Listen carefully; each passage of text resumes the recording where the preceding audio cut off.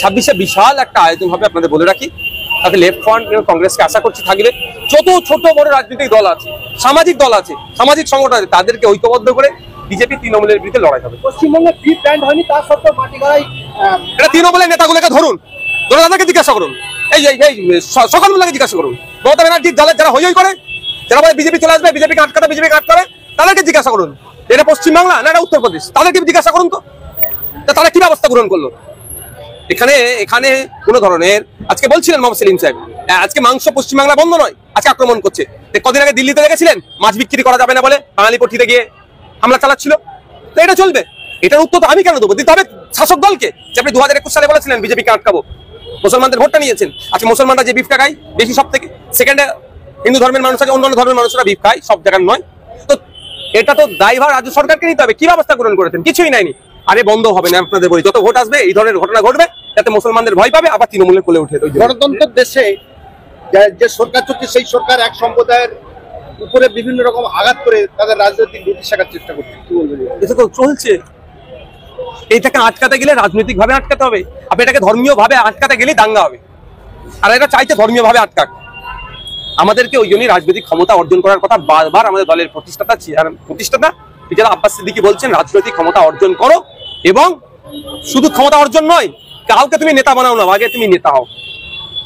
তো বারবার বলছি তো ভাইজান, রেড রোডে ঈদের নামাজ পড়ার ইতিহাস অনেক পুরনো। গত বছর দেখলাম হাইকোর্টের হস্তক্ষেপে সেখানে নামাজ হলো। এবারও একটা বাধা সৃষ্টি করার চেষ্টা হচ্ছিল, সেখানে আর্মি অফিসার পারমিশন দিচ্ছিলেন না, অবশেষে পারমিশন দিচ্ছেন। এটা কি মনে হচ্ছে যে মুসলিমদের এখানেও হস্তক্ষেপ? ভাই, এর মধ্যে বড় ষড়যন্ত্র আছে।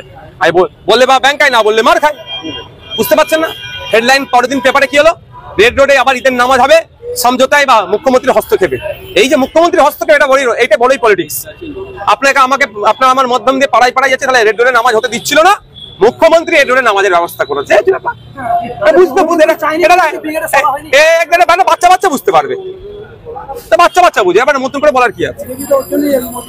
ওয়াকআপ নিয়ে ব্রিগেডে একটা মহাসমাবেশের ছিল, সেইখানে কিন্তু সেটা স্থগিত হয়েছে। দেখুন আমি একটা কথা বলি, কথা বলে কারো রাগ হতে পারে। কোর্ট বলেছিল পরের সপ্তাহে একটা টাইমের জন্য, কিন্তু যারা উদ্যোক্তা আছে এটা তাদেরকে প্রশ্ন করুন। আমি বললেই বলবে নওশাদ সিদ্দিকী, আব্বাস সিদ্দিকী, এরা কি বলছে না। মুখ্যমন্ত্রী ধমক খাওয়ার পরে অনেক হয়তো চুপ করে গেছে, কিন্তু আমরা কন্টিনিউ প্রোগ্রাম করে যাচ্ছি। কোর্টে যাওয়া হয়েছিল তো এটা নিয়ে, কোর্ট একটা নির্দিষ্ট টাইম দিয়েছিল যে এরপরে, তারপরে যারা কোর্টে মুভ করেছিল তাদের কাজ নির্দিষ্ট টাইমের পরে হবে। এরপর বড় ভাইজান আব্বাস সিদ্দিকী চাইছেন ব্রিগেডে এক সমাবেশ করতে, সেখানে কি নওশাদ সিদ্দিকীর স্বয়ংক্রিয় ভূমিকা থাকবে? যেখানে আমাদের দলের প্রাণ পুরুষ, আমাদের বস যেখানে থাকবে, আমরা তো চুনাপটি, আমাদেরকে তো নিচে ঘাসে বসে থাকতে হবে। দলের চেয়ার, দলের প্রতিষ্ঠাতা যখন ওপরে থাকবে, আমাদের বস যখন স্টেজে থাকবে, আমরা তো ফচকে নিচে বসে থাকবো। তখন আমাদেরকে পতাকা বানতে হবে, আমাদেরকে মাইকিং সিস্টেম করতে হবে, আমরা তখন ভলেন্টিয়ার। ফুরফুরা শরীফের অনেকেই যিনি ছিল, এই যে ব্রিগেডের সভা হবে, সেই উদ্যোক্তার মধ্যে ছিল। তাহলে যদি আব্বাস সিদ্দিকী তিনি যদি ব্রিগেডের সভা করেন এই ওয়াকআপ বিলের বিরুদ্ধে, তাহলে কি ফুরফুরার যে ভাইরা ছিল তারা থাকবে? আমি আপনাদের বলে রাখি, আমরা ব্রিগেডের সমাবেশের যে ডাক বড় ভাইজান ফিরজাদা আব্বাস সিদ্দিকী দিয়েছে, পশ্চিমবাংলায় এমন কোনো সংগঠন থাকবে না যাদেরকে জানানো হবে না, যাদের সাথে পরামর্শ করা হবে না, এমন কোনো সংগঠন থাকবে না।